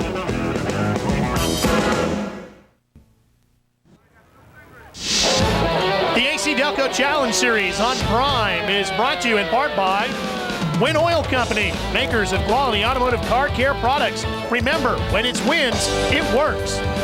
And by your GM Goodrich service dealer. We want your business. Well, you saw Steve Holzhausen with the Sharpie in hand. He'll be doing a lot of autograph signing now as the crowds are making their way down into the infield area, getting a close-up look at the AC-Delco Challenge Series cars as the teams load up the war wagons and put all the equipment back inside their transporters and get set to head back to the race shops, make some quick repairs, and make their way back to Anderson, Indiana, which you'll be able to see live right here on Prime next Saturday night, 9 p.m. Eastern Time. The drivers really enjoy this portion. Not only are there 9 teams based in Michigan, a lot of them close by. They stick around to the end. Bob Seneca and Mike Eddy usually are the last guys to leave well into the morning hours here. Well, here's a look at the updated point standings now that Torch and Scorch have broken out their pencil and gone at it. This is a look at the top 5 in points, and right now, Scott Hansen is 18 points behind Gary St. Amant. Joey Knott 65 points out. 70 points out is Bob Seneca. Boy, that's a big gain for him. He lost 4 points to the leader in that And race. 78 points back is the 87 of Tony Raines. Now as we go to the second half of the top 10, Dave Sensiba is 76 points out of 5th. 41 points out of 6th is Mike Miller. And you can see it just gets tighter and tighter back. This is really going to be a good fight. The thing to make note of is that Mike Eddy, who is 310 points out of the lead, has never finished in his entire ASA career worse than 11th in the point standings at any one time. Last year he was 4th. This is a man with 7 career championships to his credit. Now the guy in second is car number 53, only 18 points out of the lead. Dave Burns, Scott Hansen could make up some ground next week again. Well, 18 points has got to sound pretty good for Scott after what happened out there tonight. In fact, let's just run over to the front of the car right here before we talk to Scott and look at the results of his race tonight. And this car finished up in the top 10. Pretty darn good. Scott, how do you feel about that? Did you think you had a car that finished that well tonight? No, I mean, in the beginning, yeah, I thought we had a car that could win the race. But, you know, when the wreck happened there, I just thought we, you know, we're real lucky to be only 18. Should be 118. You know, the car was wrecked pretty bad. And, you know, the guys just did a heck of a job in the pits. Just kept digging at it and getting the front end taped down and bungeed on there so we could keep going. And car was good. You know, I just wish I had the rest of it so we could have got closer to the front. Yeah, this seemed like one of those nowhere to go type situations. What did it look like from your perspective? Well, you know, I was following Dave. He had probably the fastest car out here, and one of those patient things, you know, you're running in a pack of traffic that you just sometimes got to slow up and wait for things to come your way. And we got into some lap cars there, and, you know, they got turned in front of me, and I got on the brakes as hard as I could by running the back of Dave. And, you know, I guess he ended up with the worst out of it, you know, but it'll just make a lot of people think, you know, when you got that good a car, you know, to just kind of save it a little bit and be around at the end. You know, that's what you got to do to run these point races and win races and championships. Now, Scott, we've heard you use some pretty strong negative words about this track in the past. I mean, tonight's got to be kind of a 50-50 circumstance for you. How do you feel about Berlin Raceway tonight? Well, I'm still not going to talk real proudly of it. We had a real good race car, you know. Everybody asked me what I was doing right before the race, you know, and Johnny Benson a couple years ago told me what to do to the car, and we came here in the spring, and man, we were terrible. We couldn't make nothing happen. I said, I'm going to put that setup back in here because I just think it's going to work. And Johnny, you know, I did it, and the car was awesome. You know, like I said, if I could have kept the fenders and the hood on it, we had a great race car. I think there's going to be a lot of guys that are going to be coming to Scott Hansen in the future and saying, Scott, what do I do to the race car to make it good here at Berlin? Of course, one of the reasons why Scott Hansen kind of has a bad taste in his mouth for this place. Back in '92, he was in the thick of the points chase with Johnny Benson and a handful of others, and Scott broke his leg here, pretty much ending his bid for the championship that year. That is Rick Scalzo, the car owner of Motorsports of Rice Lake. Danny Stillman, who's helping out from Randcar Chassis. I don't think Rick Scalzo is going to unleash that trophy to anybody. He's clamped down there hard, man. He's not going to let go of that. His first win as a car owner or car supporter to Don Finetti's team, as those guys have worked together beautifully their first time out. Well, they'll enjoy that trophy, and we'll be back to wrap things up here from Berlin Raceway right after this.